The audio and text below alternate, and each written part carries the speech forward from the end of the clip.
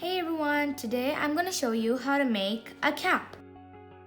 These are the materials you'll need to knit the hat. So you'll need a bundle of yarn, which is 50 grams. I think that will be sufficient. And you'll need a pair of knitting needles, which are circular. I'm using 10 millimeters, but you can use any size. And you'll need a tapestry needle, a scissor, and a measuring tape. So now we're going to do the long tail cast on, and you're going to wrap the needle 44 times. I'm done measuring 44 stitches, and now I'm going to show you how to do the cast on. So it's not necessary for a slip knot, but if you want, you can make a slip knot. But I just think without a slip knot will be fine, because when you do a slip knot, it creates that little bump in the starting. So now let's do the cast on.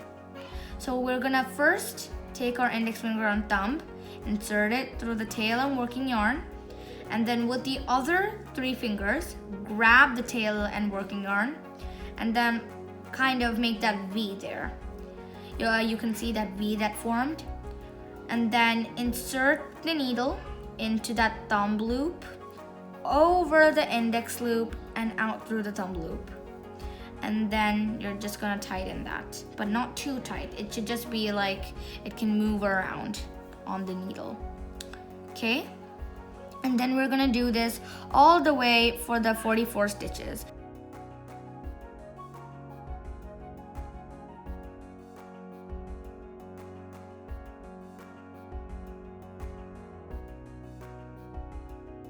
Wrap the needle around, so you're gonna knit one. So then you want to grab your tail and working yarn and yarn over, and then just pull through and then slip that stitch off. But you're not gonna do that for every time. You're just doing that for the first stitch of the hat. So now you're only gonna knit one purl one, and the next stitch, since we did a knit, now we're gonna do a purl. So now, to know which one is the beginning stitch, you can put a stitch marker right on those 2 loops.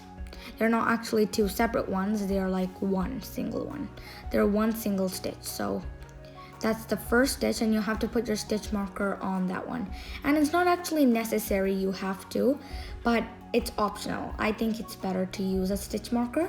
I'm just gonna slip them into that needle, then push the other stitches out from that needle. So now I've just done a knit stitch, and you can also figure this out by looking at that V. That V means a knit stitch, and that purl bump means a purl stitch. So you can just see there, that's a purl stitch. So now we're going to continue doing the knit one and purl one, and then now I'm done. So now I'm done knitting all the way around. So now I can just remove the slip stitch. The slip stitch marker, and now I'm gonna first I'm gonna remove it, and then I'm gonna knit into both of those stitches, not just separately. You're just gonna do it together. Those 2 stitches, they're not stitches, they're basically one. And now you're gonna put your stitch marker back on, and you want to do the knit one purl one ribbing for 6 times rows. You're gonna do that for 6 rows. And now I'm just going to continue working my round until I'm done doing 6 rows, and then I'll come back once I'm done doing all the purls and knits.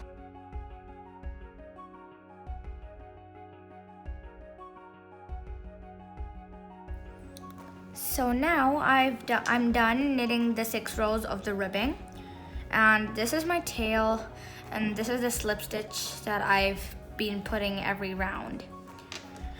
And so this is how it looks once you've done the 6 ribbings, the 6 rows of the ribbings. And now what you're gonna do is you're only gonna knit. So it's gonna be the stockinette stitch, but you're not gonna work on the other side. You're only gonna knit. So just knit 1 stitch and then go all the way around until you reach the length of your hat, and then I'll tell you how to bind off.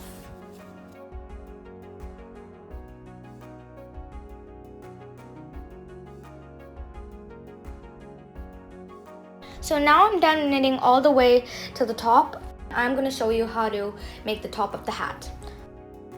You're going to insert your needle into a loop and then pull it out. So then you're going to do that all the way around.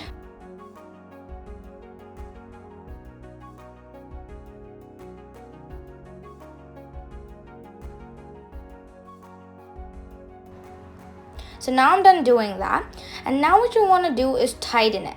So you're just going to pull on the tail that you can see that you've binded off with. Well, not exactly binded off, but you've made with.